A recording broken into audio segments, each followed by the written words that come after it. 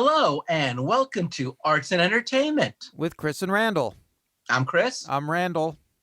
And welcome to our show. If you are new to the show, or if you have just been here for a while, I always like to start off the show by saying, please like and subscribe and comment.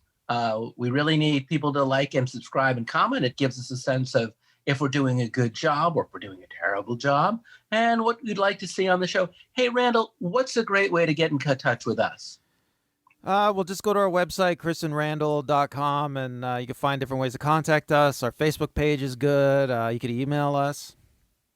Yeah, these are all excellent ways. Really looking forward to it. I really want to thank those people who have commented and have made suggestions. This is going to be a really fun one. We're going back again. I've got a new or old background of me outdoors in a beach, and I honestly don't remember which beach it is. Randall, what is your backdrop? I've been trying to think about that for a while. This is a picture I took at Descanso Gardens when they had a light show at night. Nice. They used to do it every year before COVID. Yeah. Well, I miss those, and I think this is one of the many beaches I've been to of late, and I'm going to let our viewers in on a little secret.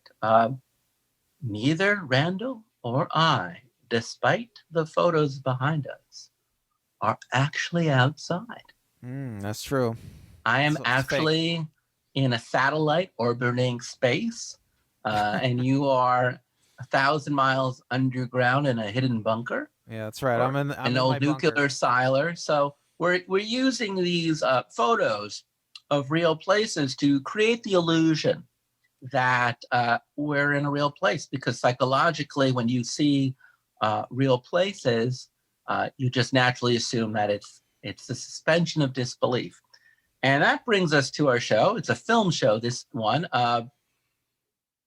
We are big fans of 1970s filmmaking, and there's a lot of different distinctive natures about it. But what's kind of really, I think, very cool about 1970s Hollywood, and I'm using Hollywood in the most liberal way, is that it got into the world again, and it started showing the world, real world.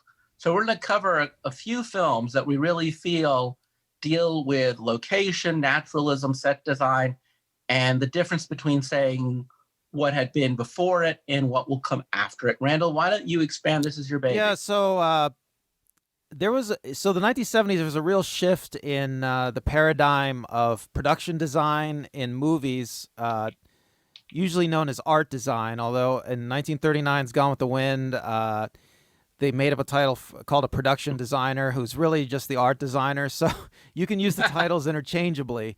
And even today, there's still a lot of confusion when people will say production design, they mean art design. They say art design, they mean production design. So from now on the show, let's just say production design, because that seems to be what we're supposed to be using now. Well, I definitely am all for using the actual words. So, I mean, that's the key. I mean, some movies don't even have a production designer; they'll have an art designer, but the art designer is really the production designer. But okay, but it gets too complicated. We're just gonna say production designer. So, in the beginning, let's go back to the beginning of movies. So in the beginning, they shot everything outside because there were no studios, there were no sound stages. So like the Keystone Cops are a great example. You know, they just went out on the street and shot a bunch of crazy neck-breaking stunts all over the place. And eventually, when you're churning out these films, it was these production companies found it easier to move to a studio, a controlled space, where you wouldn't keep running afoul of the law and the local community who's getting tired of you shooting all this stuff in their backyard and ruining their stuff. So what you get is just this era of the golden age of Hollywood, which and a movie making, which lasts somewhere, I want to say like the 20s, maybe even earlier, to the World War II. So during this era, you had a lot of big Hollywood production companies, a lot of production companies all over the world, just churning out product, making them on studios, making them on backlots. A backlot is basically like an outdoor studio And when talkies came in, when sound capture came in the 30s, all the studios had to change into what they call sound stages. And that's just a studio where it's protected for sound. It's insulated for sound. That's how it got its name. Huh? I did not know that. That's right. It's a sound stage because you're recording sound on it. So anyway, what happens is everything's going fine. And there are some exceptions. I mean, people are still going outside of their studios and sound stages to shoot on like location. Westerns. Well, interesting thing about Westerns is Westerns were usually shot on a backlot. So it's a controlled space. It's on a lot owned by the studio. It's outdoors. But the interesting thing about it is it's not a real town. They would construct a fake town. So like if you go on the Universal Studios tour even today here in Hollywood, you can see the fake city. There's a fake city in the middle of Universal Studios that has been used for Westerns, period dramas, all sorts of things. And, it's constantly being taken apart and put back together. What's it like?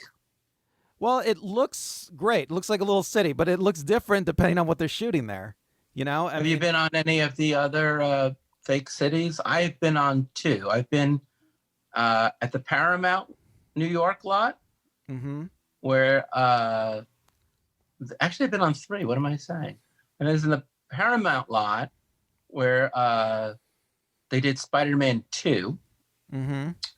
I have been at the Fox lot, which is called the New York lot, which a lot of cop shows and Seinfeld used. And I was on the old MGM lot, which is Sony. And that was actually not a fake city lot. That was a sound stage. And that was for Spider-Man 1. And you are right. It's like when you're either, like if you're in a sound stage, it's like a giant air hangar. Is that the best way to describe it? Yeah, it looks like a giant air hangar. It's a giant space where they can construct a fake city in that giant space too if they'd like. But the problem with that is you can control the sound, so that's the advantage. But the problem with that is now you have to add a bunch of artificial lights. And so if you're shooting like a daylight scene, it's lit by fake lighting. And it doesn't look as real as it would if it was shot on a back lot. And if you're like in the outdoor lot, like the New York lot, say at Fox, it's really a manipulation of perspective. I don't think there's a single building over 5 stories on any of the New York lots. But, well, traditionally, yes. Traditionally in the Westerns, they built all the structures to be small. Like they built them to be small so that all the Western superstars would look larger than life. Yeah. But even if you're like in a New York City lot where they did like Hello Dolly or any of the TV shows you watch today or any of the historical movies that took place in cities, you rarely see a roof. Almost everything is at like ground level. And then when they go further for an establishing shot, it could just be some B-roll or a model, but it's never really more than a few feet above. Never more than 1 or 2 stories above a normal person. Yeah, and this gets to something else I wanted to mention, because the cinema, there's 2 different aesthetic. I see the cinema as there's 2 different aesthetic visions that compete in the cinema. One is the aesthetic vision from the theater, and the other is the aesthetic vision from photography. And the theater, of course, is much older than photography, and I would argue it's way more influential in cinema than photography is. And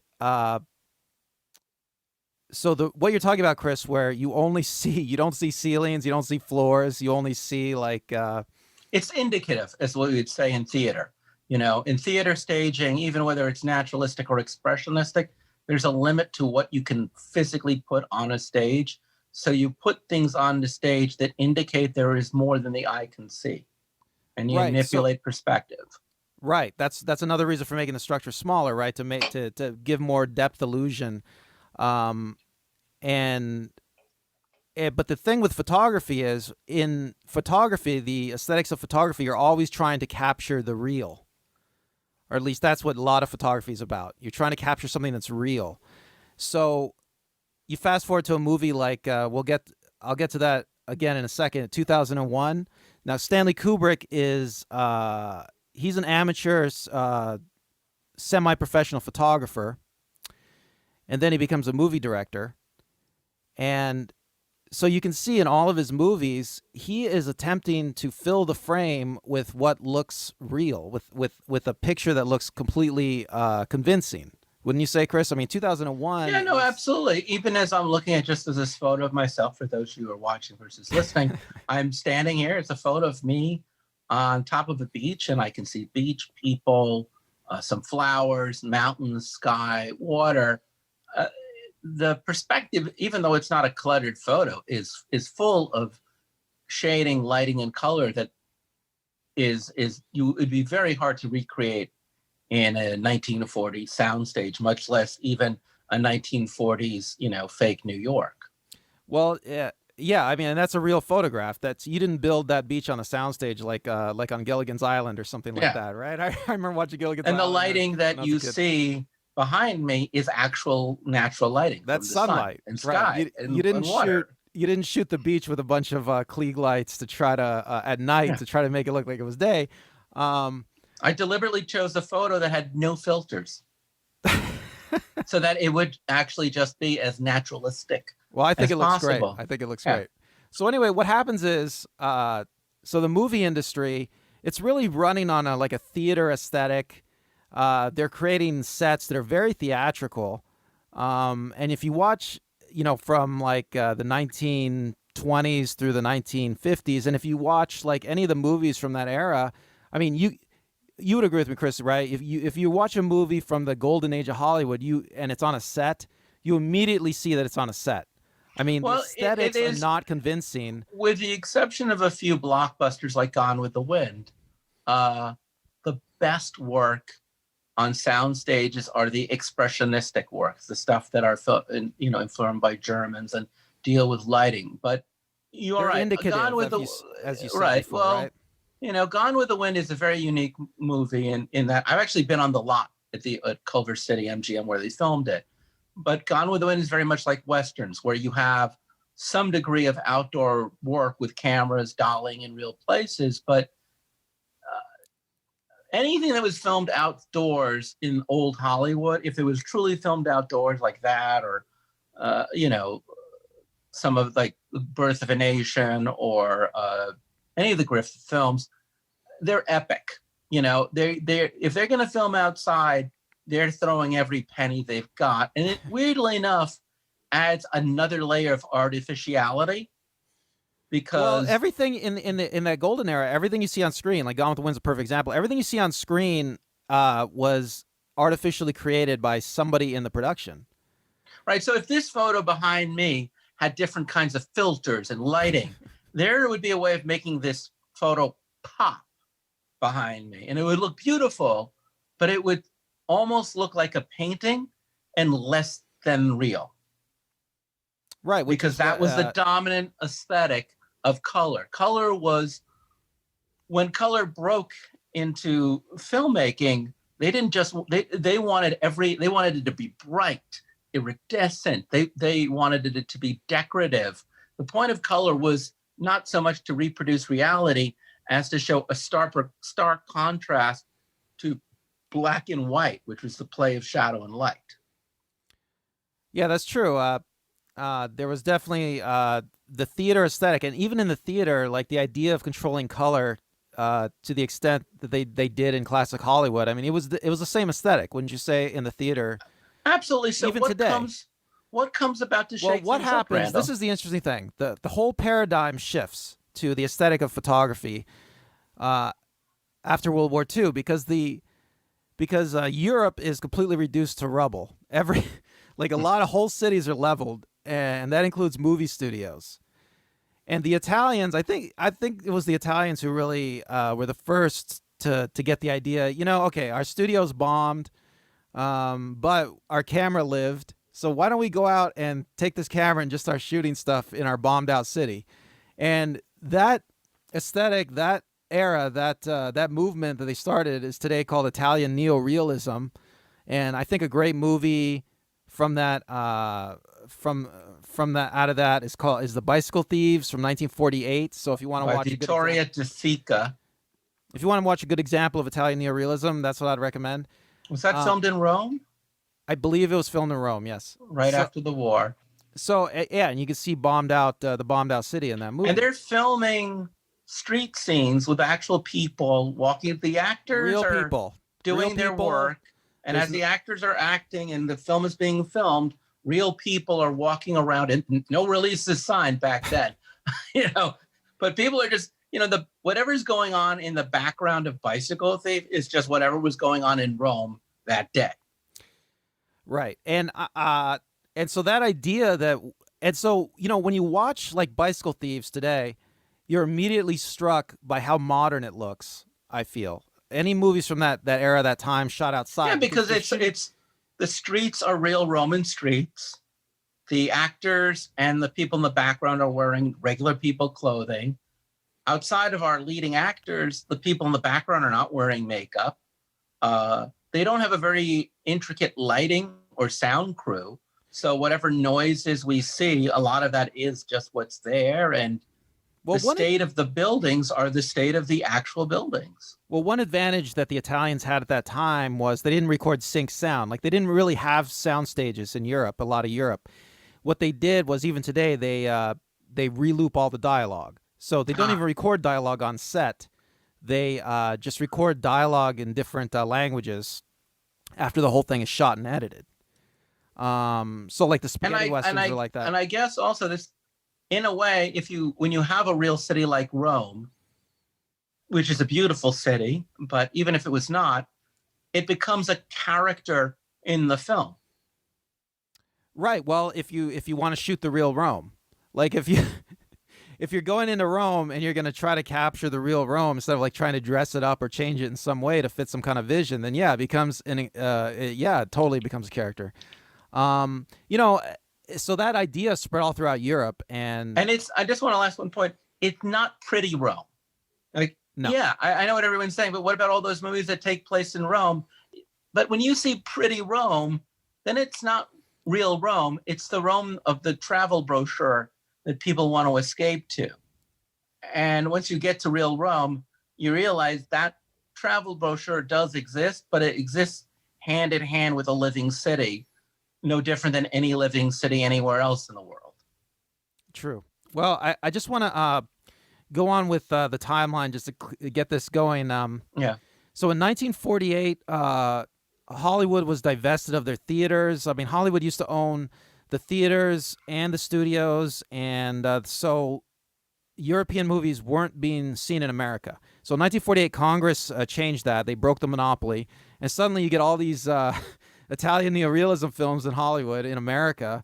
And then in 1951, the Cahiers du Cinéma guys founded Cahiers du Cinéma, which is like a incredibly influential. These were French filmmakers and theoreticians, people like Louis Malle, Jean-Luc Godard, Francois Truffaut, who looked at American films and Italian films and were trying to find that synthesis, trying to find a theory of how to make film that, as you say, is more in alignment with photography and not so much with the theatricality. I'll just say something about the Cahiers du Cinéma guys. They're kind of like Eisenstein over in the USSR. So in 1951, when they founded the magazine, France is also bombed out. Well, France is doing okay, but they're still suffering after the war. Their film industry hasn't totally recovered. And they're just a bunch of guys that they're not imagining they're going to become film directors. And so they start this critical magazine about the cinema. And so they come up with all these like theories about, like you just said, all these theories about the cinema. And so they work on that for a few years, and then suddenly they get the opportunity to make some movies. Well, in fairness, Malle and Clouzot weren't really members of the Cahiers du Cinéma. They're considered New Wave filmmakers, but they are making films in just regular parts of Paris or just France. They're mostly working on crime stories, but using as many real elements in order to tell that story. Outdoors, real locales. Right. That's called the French New Wave. And then one of the breakout movies from that is 1959, The 400 Blows, which is a big hit all over the world. Now, these movies are all being seen in America. So the first movie in America that's really influenced by these movements is probably Bonnie and Clyde from 1967. Wouldn't you say, Chris? Well, I actually think you need to look at Breathless by Jean-Luc Godard, which comes just a little bit Oh yeah, after Breathless 400 is very Blows. influential. Yeah, And that very much influences Hal Ashby when he directs Bonnie and Clyde. There's a lot of, I know this because I studied it in college. I'm not really that smart. But the use of jump cuts and the way that there's a lot of Breathless is about a man and a woman who go on the run. It's got crime, it's got violence, it has a sense of travel and place. These elements are interpreted within a Hollywood lens by Hal Ashby, with actors like Warren Beatty and Vanessa Redgrave. I'm sorry, not Vanessa Redgrave. Damn it, what's her name? I don't know. I can't remember. She was in Network. Oh, Faye Dunaway. Thank you. Dunaway, right. So Faye Dunaway, Michael Pollard. Anyway, continue on because it's a seminal and transitionary film. Yeah, so Bonnie and Clyde's interesting. You know, Bonnie and Clyde is one of the first uses of squibs in a Hollywood movie. So a squib, is a fake blood explosion out of somebody's shirt. It looks like a bullet just went into you and blood explodes out. I mean, this is the kind of thing they're getting more obsessed with visual realism in Hollywood. And is my point. Prior to Bonnie and Clyde, these kinds of movies like White Heat, Public Enemy, these were the classic soundstage films. Right. And in those old movies, if you got shot, you just clutched your chest and fell to the ground. You didn't see any blood, right? Right. So in 1968, 2001 comes out. Kubrick's obsessed with the visual. 68, I think 68 too is Easy Rider. And then when you're looking at 2001: A Space Odyssey, there's two different ways of looking at naturalism. There is the part that takes place in the past that was filmed, and it's outdoors, it's real places. There's also an interior naturalism to the set design of 2001 that gives it a dirtiness, an industrial quality. Even though it is filmed technically on a soundstage, it brings a hypernaturalism to make it seem and feel much more. It doesn't have the cleanness. It doesn't have the artificiality of, say, a Forbidden Planet or a Star Trek, right? Yeah, if you compare 2001 to science fiction previous, it doesn't look as cartoony. There's so much more detail in 2001. And the detail is more convincing. You look at the detail and you think, oh, yeah, that could be a real computer. That could be like a real spacesuit. And he used real things. There's a lot of actual furniture, very expensive furniture, but it's designer furniture. It's designer clothing. Instead of having stuff made, he found things in the real world that just have a very high-tech look. Today, you can't watch a science fiction movie or TV show without that stuff. But he was really the first person to say, I'm just going to go and buy real-made materials that do just look futuristic, but you could literally buy it in an expensive showroom for furnishings or for designers.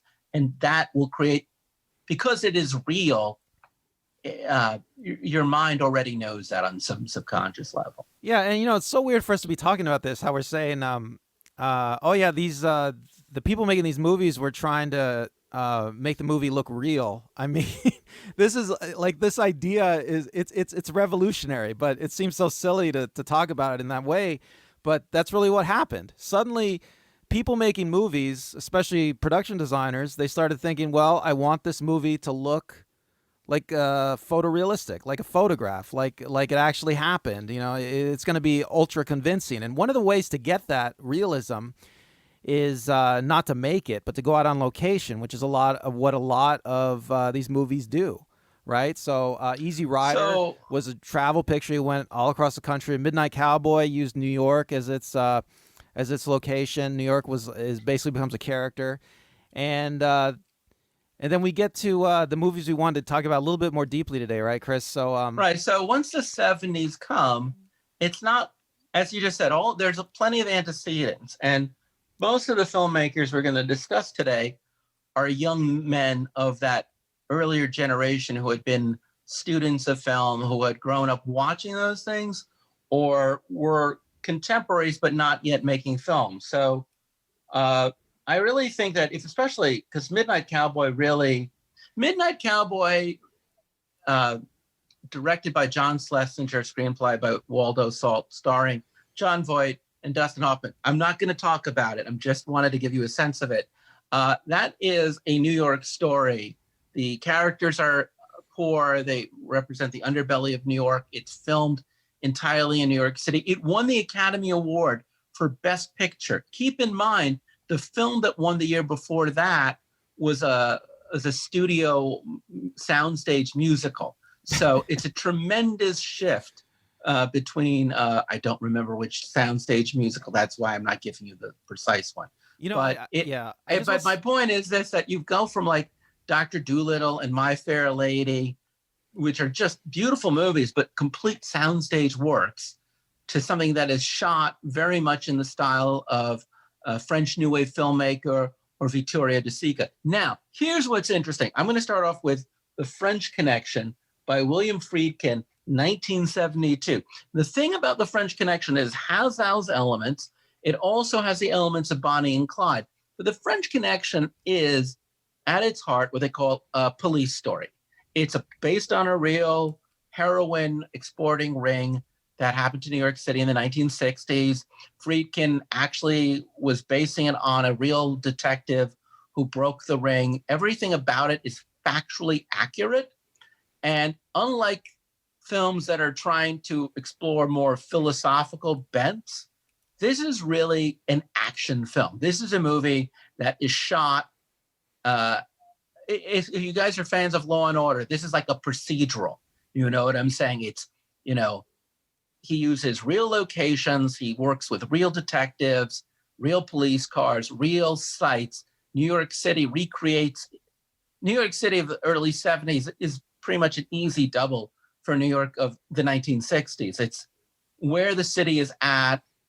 One of the most famous scenes in it, actually another film we could have talked about was Bullitt, which has a wonderful chase scene, a car chase scene down San Francisco.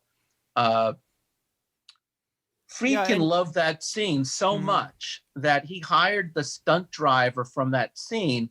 And there's a chase scene where there's an elevated train and they have to go after the guy who's on the subway. And I think it's in Brooklyn. It could be in the Bronx. It's one of the two places that have elevated subways, or Queens. Manhattan does not have elevated subways at this point in history. And it's just Friedkin, the driver who's the stunt coordinator, and a cameraman. And they're just literally no permits, just in the middle of the morning, driving at they're just gunning it at 60 miles an hour. They actually hit a car. And there's also a bunch of extras, quote unquote, running away from the car in terror as it barrels down the street. And if Friedkin's right, as he tells it, he just shot it with no permits or anything. Those aren't extras. Those are real people who think they're about to get killed by a crazy driver. And they're in the movie. Yeah, they're in the movie. Just like in the background of the bars and pool halls are ex-cons and real detectives. If you watch The Wire, you can see it even in a show like The Wire, that there is so much. The mise en scène, as the French New Wave filmmakers would say, is so rich in The French Connection. The city of New York, the underbelly, what makes it dark and nasty. And yet it is, by all rights, a ridiculously conventional film. It is just a movie about a New York City cop trying to stop an international drug ring. There's nothing about it that is very deep. And yet the city today, you would only make a movie. Today, if you were going to make a movie that was a cop movie, you would have to do it like The French Connection. Almost every movie you see today that takes place in New York City that has to do with crime stopping utilizes the same way of framing the city. I just want to say about Law and Order. I'm not sure if it's still in production, but so Special Victims Unit is. Well, I believe the Law and Order shows whatever city they're supposed to be shooting in. New York City. For there's different ones, right, in different cities, but No, just Is New York just the well, only one? in But this country, yes. well, anyway, well, there used to be like a Vegas one or something, but You're thinking of CSI. oh, am I thinking CSI? But anyway, there, I think in Law and Order, they like for a few months out of every year or a couple of months or something, they go to New York and they shoot all the exteriors for No, the season. all of Law and Order is filmed in New York Oh, City. is New York the one I shot? think, Okay, yeah, you may I'm be thinking thinking of of a different NYPD show. Blue, right? So Law and Order, There, they have a 9-day shoot or 7-day shoot. They shoot on 4 blocks of New York, and everything that happens that's not on their soundstage, which is in New York, it's a very small soundstage, so they only use the courtroom and the police station for the soundstage. Every building, everywhere else is a real apartment. It's the same thing when you're watching French Connection. Everything you're seeing is a real place. But if that's a very conventional police year, let's talk about another movie that comes right after that. Let's see, because Taxi Driver came out French Connection 71, Taxi Driver is 76. So it's about 5 years later. Now, Taxi Driver is a serious drama. And instead of it being about solving a crime, it's more about the nature of crime. Talk about how what you've been talking about works in a film like Taxi Driver by Martin Scorsese. well, Taxi Driver. I mean, it's the same idea of Chinatown, French Connection. I mean, it's set in New York. It's shot all over New York. I'll read this little paragraph from Wikipedia. Shooting took place on New York's West Side at a time when the city was on the brink of bankruptcy. According to producer Michael Phillips, the whole West Side was bombed out.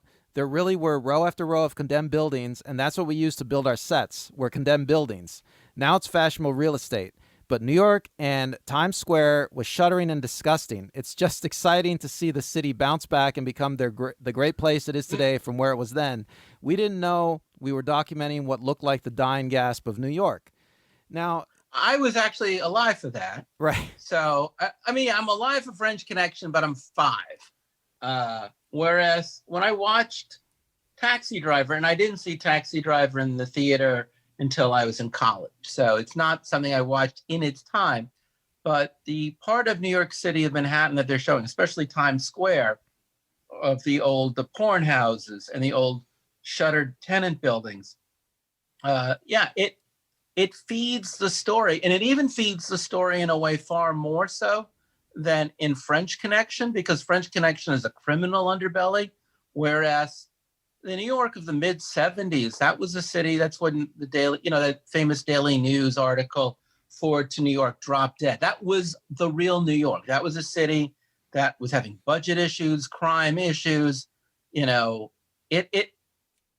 York was not made to look darker in Taxi Driver. That's more of a story about that's a story about what life is today. I'm trying to think of a film that came out recently, and I'm just drawing a blank about what life is like today. But that is a very particular moment in time. And as I said, they really didn't have to do anything to get that emotional. If they had made that on a soundstage, they would have had to give it expressionistic lighting and darkening. If you look at a crime film from the 1940s shot in Hollywood, to compare it to, it would have had, a score and lighting and buildings that looked very like a painting. It'd be psychologically painterly. You talk about the theatricality, whereas and here, the way and when it looks like the photos of that period. Yeah, when the director and cinematographer go to shoot the set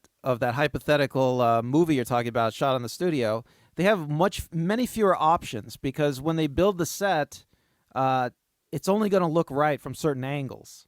Yeah. And so when you get to this location shooting in the 70s, cinematographers have a lot of freedom to move their camera wherever they like. Directors have a lot of freedom to move their camera wherever they like. I mean, Martin Scorsese as a director is really famous for camera movement.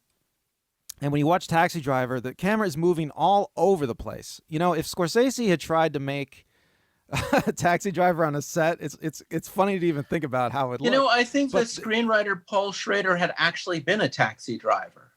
So there is even the screenplay again is informed by a certain degree of realism, psychological realism, a real sense of grit that makes you feel that what you're watching is less melodrama and more docudrama. And it's important because that makes the political element and the socioeconomic element of that story outweigh what would have been a very traditional story about a psychotic person or a crazy person. And I want to get to Chinatown because you mentioned it. Chinatown, filmed in Los Angeles and not filmed as a contemporary Los Angeles. And Los Angeles was quite beautiful in the 70s, unlike New York. But Chinatown would have been a film that you could have easily made in the 1930s through 50s. You know, if you compare that, say, to Double Indemnity by the great Billy Wilder, you know, it's an LA story, but they went about the parts of LA that would have been around during the 30s and 40s, even though the story is really about William Mulholland, which occurs at the beginning of the 20th century. But Roman Polanski, what am I saying? Roman Polanski, who is more of a 60s new wave filmmaker, is actually a bit older than some of the people we've talked about. He is able to show how you can actually use a real city, a real location, but a city, which we always think of as the height of modernity, and frame it in a way where you actually feel like you're in the past, which had up until that point really been the domain of soundstage films. I mean, it is one of the most soundstage looking naturalistic films of that period.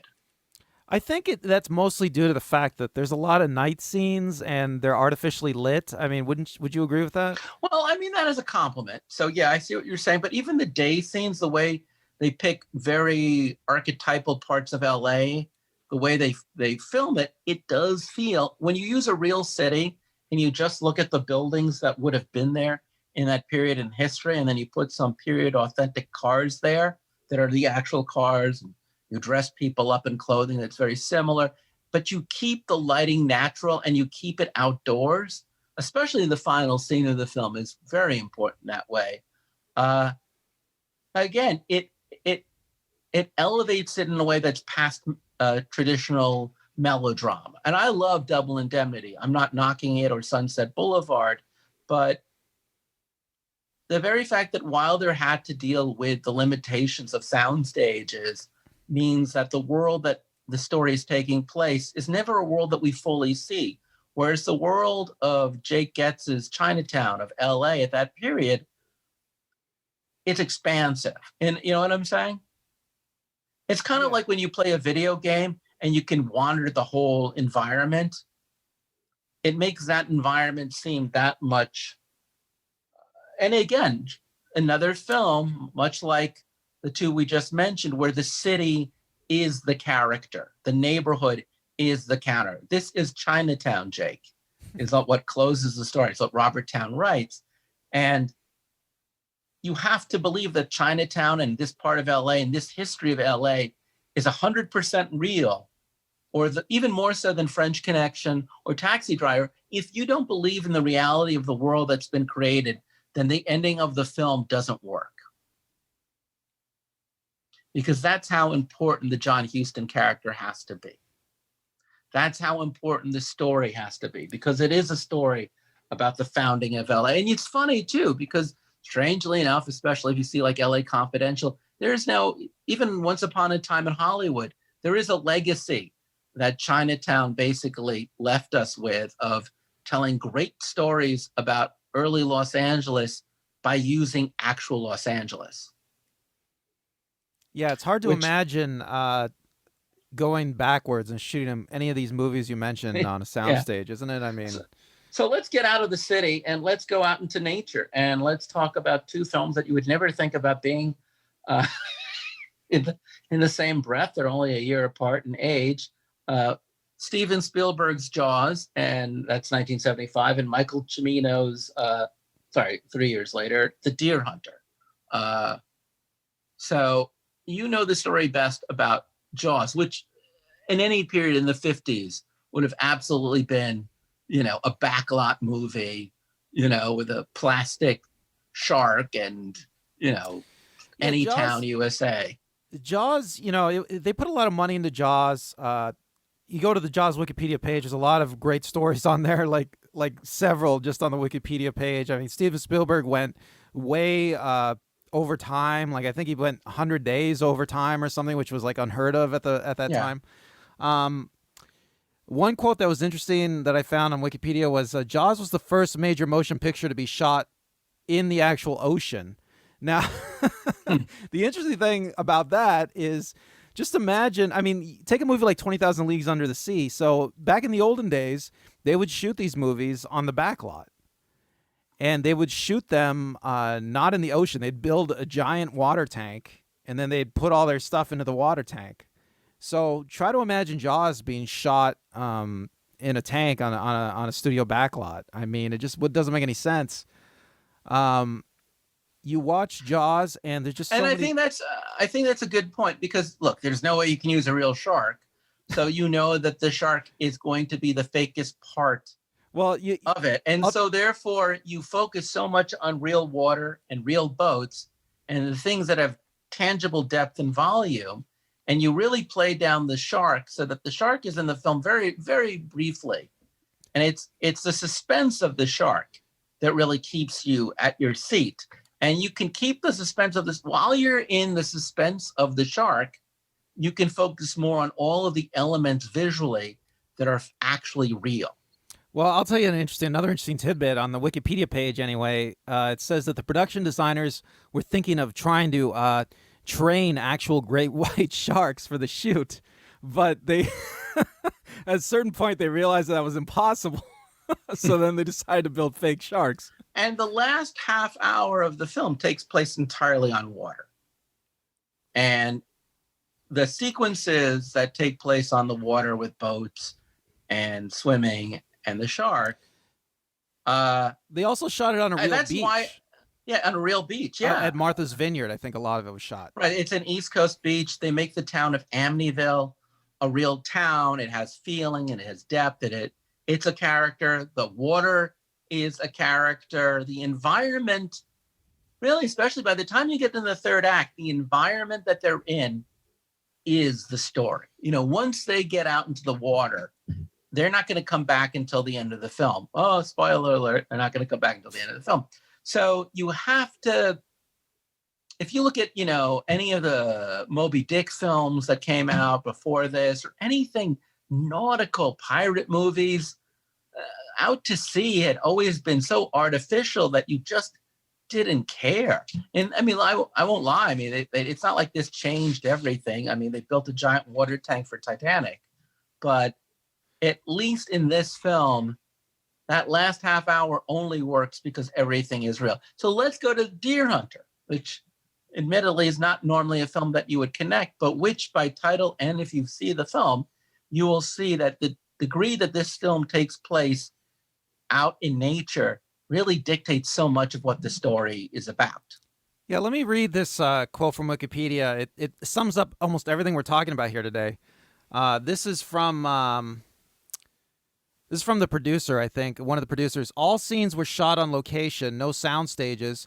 There was discussion about shooting the film on a backlot, but the material demanded more realism. More realism, says Spikings, the producer. The cast and crew viewed large amounts of news footage from the war to ensure authenticity. And it's really interesting because Deer Hunter first starts out in a small Pennsylvania town, not Vietnam. The small Pennsylvania town they film in is actually in Pennsylvania. In fact, quick tidbit, my babysitter has a small part in that film. She is one of the bridesmaids of Meryl Streep in that film. You ended up working with her brother. You said he was not a nice guy. Her brother is a famous Oscar-winning movie director. You were dealing with him when he was on the downside of life, and he was just a bossy director for an ER episode. Yeah, he was directing an episode of ER. He's kind of a jerk. He's kind of a jerk off, I guess you could say. Well, his sister was lovely. Now, I actually didn't see The Deer Hunter until I was in high school, so it was just kind of weird to watch it. But anyway, let's get back to what makes The Deer Hunter, which is that they are actually people who are rural. These are people who go out. These are people who live outdoor lives, and then they are thrown into a completely different world. I don't remember, did they film it in the Philippines to double for Vietnam? I know they did that for Apocalypse Now, which Yeah, I we believe it aren't going to was the discuss. Philippines. I don't have that information on hand, but I believe it But was the it Philippines. is similar to Apocalypse Now, which we could have just as easily put in place of Deer Hunter.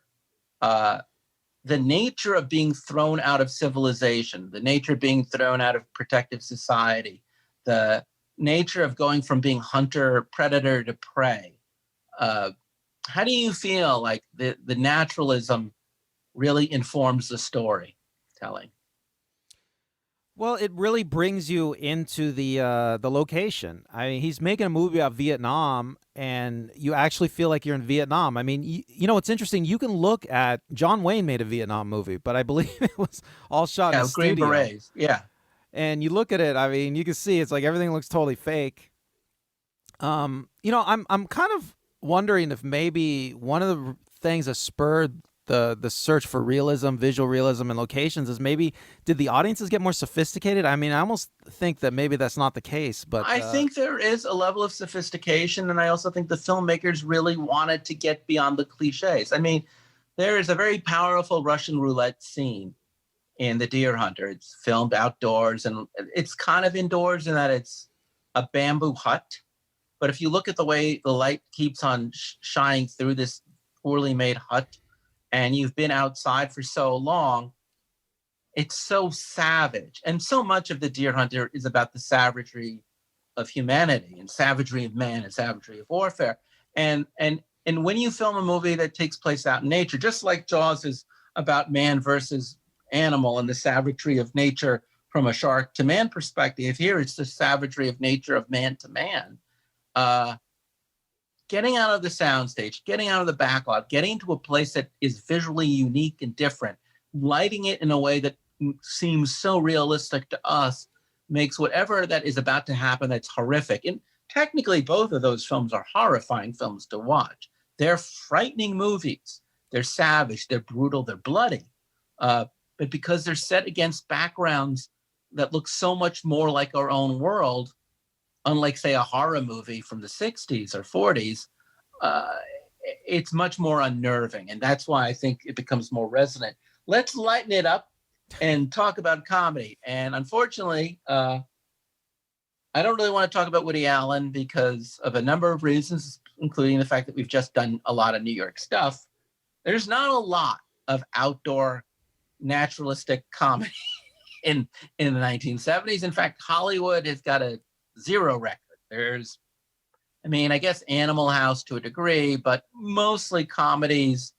A Bad News Bears, fine, okay. But for the most part, like, yeah, now it'll all come to me. For the most part, comedies in the 70s, which I saw a ton of, were studio films. But then there's Monty Python and the Holy Grail. Why don't you set this one up? well, Monty Python and the Holy Grail, it's quite notable. I mean, it's a silly comedy, but they wanted absolute realism. According to the Wikipedia page, it was shot on location in Scotland around actual medieval castles. You know, and like we've been talking about with photography, I mean, you watch Monty Python. I mean, visually, it gives the director, cinematographer, a lot of choices of where to put the camera, of how to shoot. You know, and it makes the comedy funnier, doesn't it? I mean, I really absolutely. Think this is one of the funniest movies ever because it's grounded in the realism. It is grounded in so much realism. I mean, in general, there aren't a lot of medieval stories that were made in the 70s, but quite a few of them really did use real locations and real castles. It's very funny because now when you watch Game of Thrones, that's just the standard, right? But if it wasn't for a comedy like Monty Python that was incredibly successful, I think I literally saw it every time it came back to the theater when it came out, that did use real castles, that really did. In fact, there's an ending, here comes a spoiler, where just regular English police come by at the very end and arrest them, just shattering the illusion. Now, Blazing Saddles did something similar to that, spoiler alert, a few years earlier, but in that one, they just heightened the fact that they take place on a Hollywood set. And while it's kind of funny that this Western goes from a Hollywood set Western to a musical, which no one was making in the 70s, it's funny, haha, funny. But because it's so anachronistic to have the police just shatter what you believe to be a real medieval castle in a medieval world, it's hysterical. And they would do this again in Life of Brian. And there's a couple of films that take place in the past that do that. And yeah, I would definitely agree. The comedy, we know that the real Middle Ages, things were dirty. People didn't look great. People were filthy. So strangely enough, the and if you see a film Jabberwocky, which I think Terry Gilliam made from the Monty Python world, comes out around then. What they're really doing is just by being so historically accurate, they're mining the comedy. And in doing so, they're kind of really doing a beautiful job of juxtaposing it to what had been the traditional Hollywood stories that take place with Errol Flynn, like Robin Hood, or any of the previous swashbuckler films. In fact, yeah, I think more than anything, even though it's a comedy, after that, there's Excalibur. After Monty Python and the Holy Grail, no one will ever do another film that takes place in the Middle Ages and make it look pretty again. And they'll almost all use real castles, and they'll almost all use a similar aesthetic. And this is a pretty good segue because back to the studio, non-studio films, there are 3 science fiction films, one which isn't really a Hollywood film, so we'll talk about that last, that really also establish what I call a universal naturalistic aesthetic that moving forwards defines the genre in the same way that I think Holy Grail defines how we expect a night film to look. Star Wars, Alien, and even Stalker define how we expect non-2001 style science fiction to look. You want to elaborate a bit on that? Both Star Wars and Stalker extensively used locations, even though they're science fiction movies, which probably at the time was kind of like a kind of unusual step, right? I mean, because why would you're making a complete fantasy world. Why would you travel around the world to different locations to make the fantasy world look like it's a real, look like it's real? I mean, it doesn't make any sense, right? But you see what happens. So Stalker's by a Russian filmmaker or a Soviet filmmaker named Tarkovsky. I cannot pronounce his first name, who had been around since the 60s making hypernaturalistic films, including Andrei Rublev, which is also a great medieval film that actually is a precursor to Monty Python, and the science fiction film Solaris. But Stalker takes place in a forbidden zone. Was it filmed, I believe, primarily in 2 different He shot at a bunch of warehouses, deserted hydroelectric power plants. A bunch of different power plants, and a lot of toxic waste dump areas. And in there, the lighting is actually slightly off. It's not naturalistic lighting, but because it's juxtaposed with real things, it actually, and I would argue that visually, by using artificial lighting in a way that's unnatural, juxtaposed with this abandoned buildings, it's far more terrifying than the old expressionistic Hollywood sets that would have been made out of whole cloth. Well, I'm not totally certain, but I think he is using a lot of sunlight, but he's using a special film to give it that weird look. Like if you watch that movie Stalker. But yeah, it doesn't look real. It feels weird, right? He's trying to create this eerie feeling just from the look of the movie, and he's pretty successful at it. I mean, the movie Stalker, I would say, is one of the more influential. It's a fantasy film, really, right? But it's super influential because he goes out on these real locations, and he uses lighting tricks and coloring tricks to create the sense of dread and the sense of otherworldliness. And you see it over and over, actually, today. Science fiction films that you see today pretty much steal their production design or their lighting look from Stalker. Yeah. You could definitely see it when you watch it. I mean, that prior to Stalker, they just, there's some stuff, I really wanted to talk about how Planet of the Apes did a very good job of doing something similar with Malibu and Century City and the shopping mall of Logan's Run. And that's true. But This is more, and you see this in Aliens too, is the deterrence, the way of using ugly things, the way of using broken things. We're going to talk about, there's an article on how they built the Millennium Falcon out of what, broken jet engine parts? Well, Lucas, he told the production designers he wanted everything to look used, and he didn't want anything to stand out. There's a long quote on Wikipedia about this. Lucas called it a used future concept. Right. But it's a great point. Do you have the article where he talks about how they put together the Millennium Falcon out of the scraps? Yeah, they used. I mean, it is interesting. They used. Let's see. They used unconventional methods and materials to achieve the desired look. Lucas, he suggested that Lucas, this is the production designer, suggested that Lucas used scrap in making the dressings, and the director agreed. He used to do it with models as a kid. He'd stick things on them to make them look old. Let's see. They wanted the interior of the Falcon to look like a submarine. They found scrap airplane metal. Yeah. No one wanted it in those days, and he broke down jet engines into scrap pieces, and he stuck it in the sets in specific ways. It took him several weeks, it says, to finish the chess set. The garbage compactor set was pretty hard.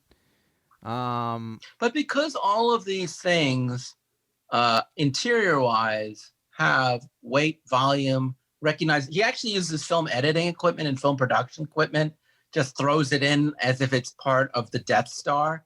Well, I remember watching it with my sister, and she's like, "That's an editing machine. That's a camera spool.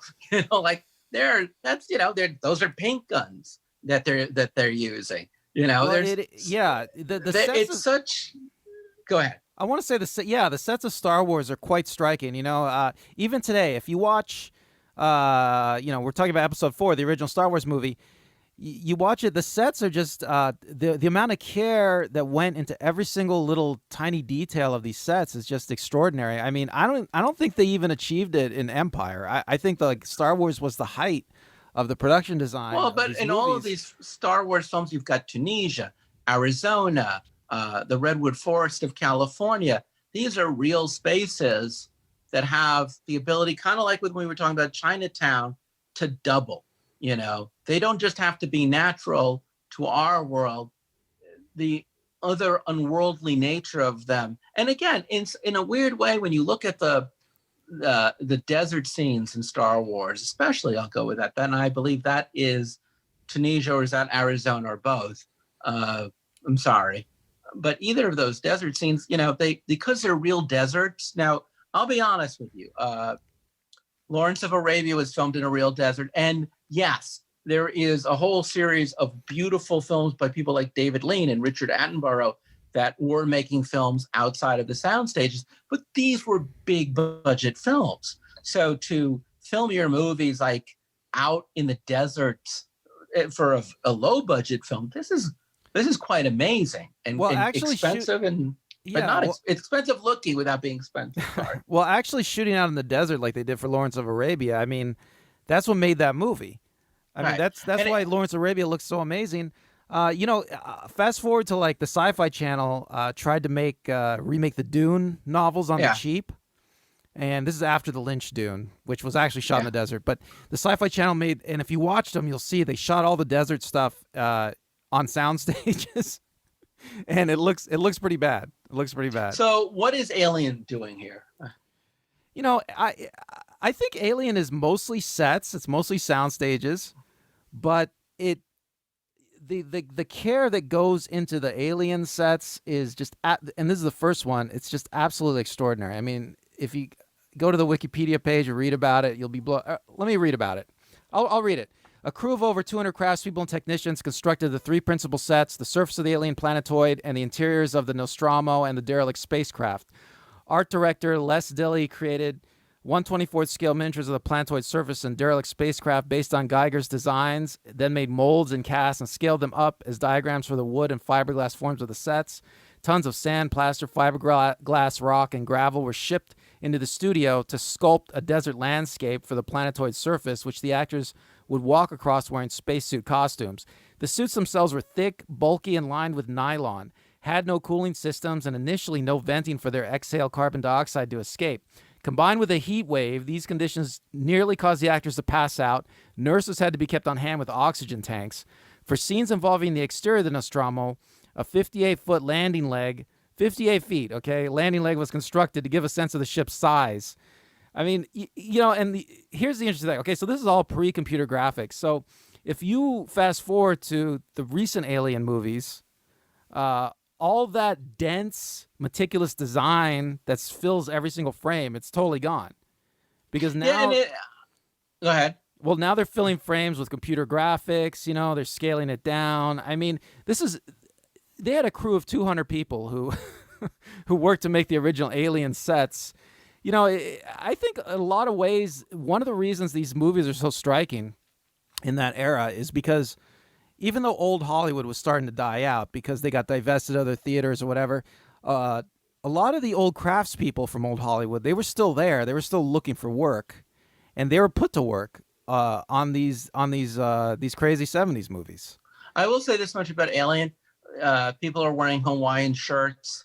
They're wearing regular T-shirts, underwear, baseball hats. I mean, the space clothing of Alien, and it sounds today, because we just take this for granted, it isn't even futuristic looking clothing. It is quite literally, it's almost jarring to watch them in T-shirts and jeans and jumpsuits and regular people underwear and Hawaiian shirts and baseball caps, but it gives it a lived-in quality. And when you see these people in the future dressed exactly like the audience is now, in a world that's dirty with very small details about this is a hatch here, here's a cargo there, it has so many more of the elements of what we would see ourselves if we were in a cargo ship or in a jet plane. And they really look like guys who work in a cargo ship. Well, they're not slim, they're not pretty. They have there's a gruffness to it. If you see, to this day, another film that really just kind of establishes moving forward after that movie, you will always see some kind of science fiction movie where the people on the ship just wear regular clothing, have normal people bodies, and just look like blue collar folks who got a job to do. And go ahead. Well, I just want to say that's part of the aesthetic they're trying to achieve. They're trying to convince you of the realness of the images you're seeing. These people are dressed like us because they're real. They're real people. And unlike Star Wars or even Stalker, which take place in dystopias, it's neither a utopia or a dystopia, the world of Alien. It's not even as cool and hip as the world of 2001. It's just the 1970s working class, working man world 100 years into the future. And the conceit behind it, which was radical at the time, that the future will cause no aesthetic change in the way we dress or the way things look or how clean things will be, is why I think it's such a powerful thing. He'll do it again in Blade Runner and in other films. He started out as an art director, so he has a keen eye. And I think let me just say one more thing about Alien is the extensive set design in Alien. It makes it, like I was talking about, when you have this crazy amount of effort on the sets, it gives the cinematographer director so many more options of how to shoot. I think if you watch Alien and you compare it visually to the other movies, even Cameron's sequel, you will see that there's much more variety of shots. They're much larger shots. There's landscapes.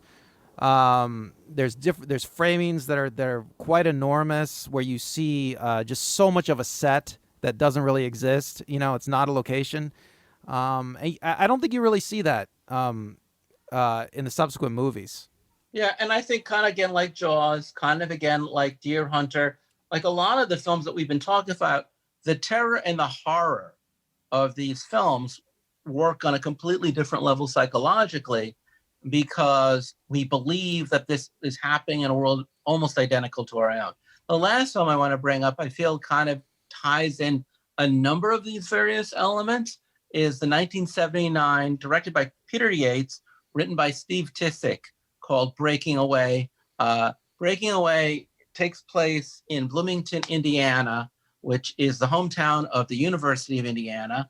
It is very loosely based on Steve Tissick's own life growing up in Indiana in the 60s and a guy he knew. The premise is just very simple. There are these guys, they're townies. Their dads work in the quarry. They built the university. There are these rich kids who go to the University of Indiana. Our protagonist is into cycling and the Italian cycling team. And what's really fascinating about this movie is it's entirely filmed in and around Bloomington, Indiana. Their real homes, the university, the students, the quarries, the guys who work in the quarries. Everything is 100% real. The town, the people, the life is all on location. And because this is a story about a small town boy coming into contact with people from Italy, people from better homes, it's so much about a fish out of water in your own town. It works. Also, it's a sports movie. And unlike, I could have put in Rocky. We could have definitely done Rocky. But the thing about Rocky is, and it's great, filmed entirely on location in Philadelphia, but boxing movies are inherently built for the soundstage. And a lot of sports movies up until that point are built for the soundstage. Not all, but what's great about Breaking Away is bicycling only works outside, and bicycling I'm trying to rack my brain for a studio bicycle picture. I don't think there was one. Bicycle Thief. Oh, well, Get it? That was my master plan, is to bring it back to bicycle. No, it wasn't. But the whole joy of him going on those bike rides requires that you actually have countryside and lanes and cars and real objects in order to feel the joy. Just like when you see them jumping off in the quarry, it's a real quarry. It's incredibly dangerous. One of my favorite scenes in the whole movie is Paul Dooley, who becomes a used car salesman who used to work in the quarry. And for some reason, he goes back to the quarry, real quarry, where real guys are working, and operates the machines with the guys. It's just a sequence of him blowing off steam by hanging out with his old friends, operating equipment. And it's 100% real. And by watching it, it really informs you. Every character in the film is informed by actual environmental things. It won the Academy Award for Best Picture and for Best Screenplay. I've been over talking. What do you want to say about Breaking Away? Because no, you covered it. It's the kind of movie that could never have been made in a soundstage. It's not a sports film in the traditional way that sports films are about victory. Well, there is. It's about growing up in a town, right? And it doesn't work unless it's a real town with real people. There's a scene where there's like 20,000 people at the university stadium cheering on bike racers. Those are actually real students. Right. There to really cheer on. I mean, everything about it is so informed. And one of the beautiful effects of all of these films is it's so much easier to buy into the stakes and the drama when what you're looking at, is honestly, truly real. Right. Well, there's one thing I wanted to say is, so Breaking Away, it's like an early version, I think, I want to say, of the Netflix model, where you pick a location and then you write a story to fit the location, and you really get all you can out of the location. Like for instance, the show Ozark on Netflix. It's just they name it after a place. It's not even. But Ozark's actually filmed in Atlanta. I know. But that's my point. Breaking Away is filmed. I mean, it's the story of Bloomington. Yes, it's really more the story of Bloomington in the 60s when the university opened up. But it doesn't matter because that part of the world time does stand still. But you see that a lot in coming up. You know, it's like the filmmaker will go somewhere and they'll shoot a movie at a location, and they incorporate things from that location, not just the people, but and landmarks, but just, I mean, even the feel of the location. Grew up there, and there's this beautiful scene where, you know, the dad is walking with his son on the campus, and he's talking about how hard they worked to build the campus, and this is their first time walking on the campus. And because it's as reflective of Bloomington as any of the New York or LA stories are reflective of New York or LA, but Bloomington could never be really recreated even on a Hollywood soundstage. It would look like Oklahoma. So that is one of the, I really think that the height of all of this culminates with that film. I'll also say, because I saw many of these films in the theater and you saw them later, because they were not filmed on sound stages, because they were filmed in real places, they're wonderful time capsules that we can look back on and see what life was like 40, 50 years ago. And they will always be time in a bottle for that. And they'll always have something more to tell us about how we lived in that period of time that these soundstage movies can never touch. Yeah, you know, you don't really get that time capsule feeling from a lot of the soundstage movies for the classic Hollywood. I guess I should talk about how the end of this era, right, Chris? I mean, very briefly. I'll very briefly talk about its own show. We will talk about that era in a separate episode. That's why I'm saying. Right. Well, I just want to briefly mention it because people are going to be wondering, like, what happened? Well, what happened was there were, like, I think in the 80s, I mean, I would contend that in the 80s, there were a series of disastrous financial failures of movies of this type where you take, like, a giant crew, you go on location, you give the director a lot of freedom to just shoot stuff. So, like, some of these movies are like Heaven's Gate, Dragon Slayer, Blade Runner, Dune, Greystoke, Brazil, Flesh and Blood, Ishtar, Gardens of Stone, Fresh Horses, Showgirls, major disaster. And then you get to 1997, okay, and you get this little tiny movie called Titanic. And probably the kids that are too young to remember when it came out, one of the big selling points for Titanic was computer graphics. And a giant soundstage. It was a giant soundstage, but the big draw, I think one of the major draws for Titanic was that we had some amazing computer graphics. And by the way, the computer graphics of Titanic were, like, terrible. but I will also say, you know, people flocked to see them. Equally important as its legacy coming into the 80s is a lot of guerrilla filmmaking, independent filmmaking, people like Spike Lee, people like Steven Soderbergh. There's going to be a whole generation of filmmakers that are going to come out in the 80s that are going to use it. So it's a legacy that in some senses ends. It's a legacy that continues today, but it all happened in that period between 1970 and 1980, and the legacy and the change still exists today, because there's no films that Hollywood makes today that looks anything like the films pre-1970, pre-68.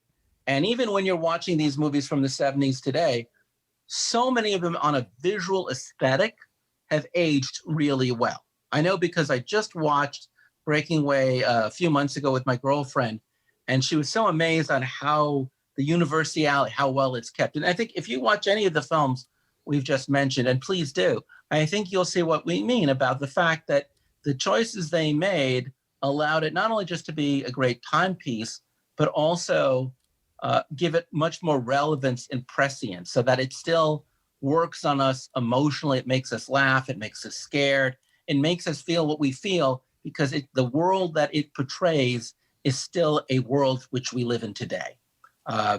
Any last words, Randall? No, that was very good, Chris. Thank you. All right. Well, Randall, this was an awesome show. We'll definitely pick up on the fall at some other points. We'd love to know what you guys think, whether you were alive in the 70s or not, if there was some film we overlooked, or if there's a film we should have gone into greater depth. You know how to reach us, as Randall said. Until then, I'm Chris. I'm Randall. We'll talk again. Bye. Bye.